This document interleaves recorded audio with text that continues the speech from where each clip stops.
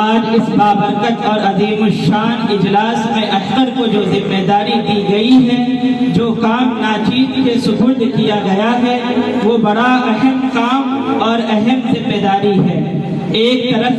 یہ عظیم ذمہ داری تو دوسری جانب اپنی کم علمی اور نااہلی کی نگہداری، لیکن چونکہ بڑوں کا حکم ہے اور بڑوں کا حکم بھی بڑا ہوا کرتا ہے، جس کی تعمیل ضروری ہونے کے ساتھ ساتھ بہت سے فوائد کا حامل بھی ہوا کرتی ہے، لہذا ان کے حکم کو عملی جامہ پہنانے کے لیے میں آپ حضرات کے روبرو آنے کی ہمت جٹا پایا ہوں، اور خدا بند قدوس سے ان الفاظ کے ساتھ دعا گو ہوں کہ ملامت میں نہ گھر جاؤں، خجالت سے نہ مر جاؤں، ملامت میں نہ گھر جاؤں، خجالت سے نہ مر جاؤں، خدا میری زباں کو تو فصاحت دے۔ اللہ کی ذات کس قدر عظیم الشان ہے، اس کی شان عظمہ کا کیا پوچھنا، وہ تو شہنشاہوں کا شہنشاہ ہے، وہ تو سلطان السلاطین ہے، شمس و قمر، جن و بشر، شجر و حجر، بحر و بر، ارض و فلک، حور و ملک، جود و طبق، عرش و کرسی، سب اس کی محتاج ہے، اس کی تخلیقات بے شمار ہے، لیکن اشرف المخلوقات انسان کو ٹھہرایا، پھر ان میں بے شمار انبیاء اور رسل بھیجے، اور افضل الانبیاء و خاتم النبیین محمد عربی صلی اللہ علیہ وسلم کو فرمایا۔ اس نے بہت سی کتابیں نازل فرمائی، لیکن اپنا پاک کلام اپنے حبیب پاک محمد مصطفیٰ صلی اللہ علیہ وسلم کے قلب اطہر پر اتارا۔ حضرات، جب اللہ تعالیٰ کی ذات اس قدر عظیم الشان، اتنی بلند و بالا اور اکبر و اعلیٰ ہے کہ اگر ساری دنیا مل کر قیامت تک اس کی شان عظمت کا کروڑواں قصہ بیان کرنا چاہے تو نہ کر پائے، تو ذرا سوچئے اس کا کلام کس قدر قابل تعظیم ہوگا۔ مثل مشہور ہے کلام الملوک ملوک الکلام، بادشاہوں کا کلام کلاموں کا بادشاہ ہوا کرتا ہے۔ تو آئیے اس رب ذوالجلال کی حمد و ثنا کے ساتھ اس کے پاک کلام قرآن مجید کی تلاوت سے ہم اپنے محفل کا آغاز کریں، جس کے لیے میں دعوت دے رہا ہوں برادر محمد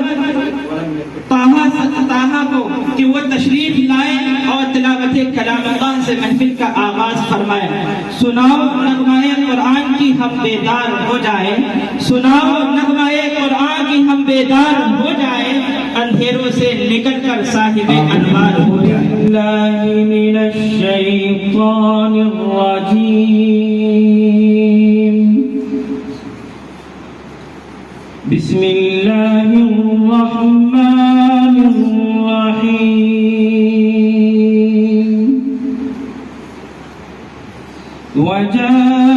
وجاءوا على قميصه بدم كذب، قال بل سولت لكم أنفسكم أمرا فصبر جميل والله المستعان على ما تصفون۔ شمع رسالت کے پروانوں، نبی رحمت کے دیوانوں، اور تلاوت کلام اللہ کے بعد ذکر رسول اللہ صلی اللہ علیہ وسلم اور نعت نبی صلی اللہ علیہ وسلم سے برکت حاصل کرتے ہیں، تاکہ محفل کی رونق برقرار رہے، جلسے میں یوں ہی نکھار رہے، ماحول پر انوار رہے، یہ ہوا بھی خوشگوار ہو، یہ فضا بھی خوشگوار ہو، موسم میں رنگ بہار ہو،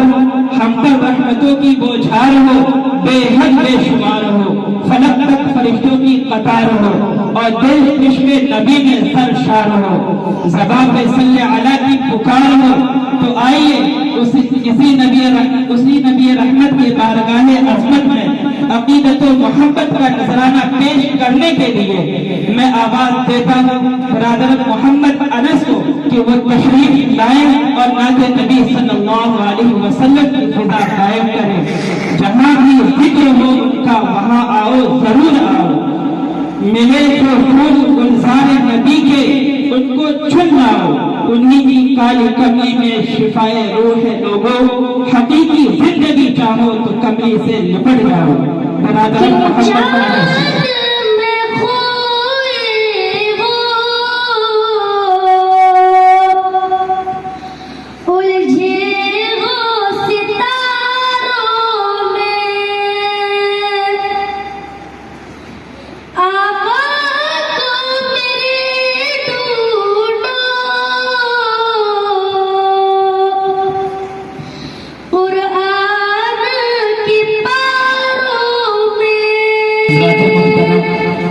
تلاوت کلام اللہ اور نعت رسول صلی اللہ علیہ وسلم کے بعد اب خطابت کی دنیا میں ہم قدم رکھتے ہیں۔ حضرات، تاریخ انسانی شاہد ہے کہ خطابت نے چکستان عالم میں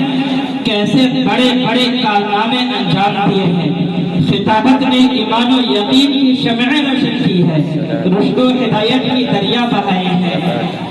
اس نے انسانوں کو قید و بند کی زندگیوں سے آزاد کیا ہے، مظلوموں کو ظلم و جبر کے خلاف علم بغاوت بلند کرنے کا حوصلہ دیا ہے، ظالموں کی حکومت میں تباہی مچائی ہے، کمزوروں کو اپنے حق کے لیے لڑنا سکھایا ہے۔ اس نے قلعوں کے قلعے فتح کیے ہیں، میدانوں کے میدان جیتے ہیں۔ خطابت نبی کی زبان تک پہنچی تو وہ دعوت و ہدایت بن گئی، جب واعظ کی زبان سے آشنا ہوئی تو نصیحت و عظمت بن گئی، جب مجاہد نے اسے اپنایا تو نعرہ انقلاب بن گئی، جب کسی قائد یا لیڈر نے اسے اختیار کیا تو ترانہ سیاست بن گئی۔ الغرض، خطابت نے ہر زمانے کے اندر الگ الگ رنگ و روپ میں اپنا جوہر دکھلایا ہے، کیونکہ خطابت میں جادو ہے، سحر ہے، تاثیر ہے۔ شاعر کہتا ہے خطابت وقت میں آئے تو پھر ہتھیار بن جائے، کبھی نیزہ کبھی خنجر کبھی تلوار بن جائے۔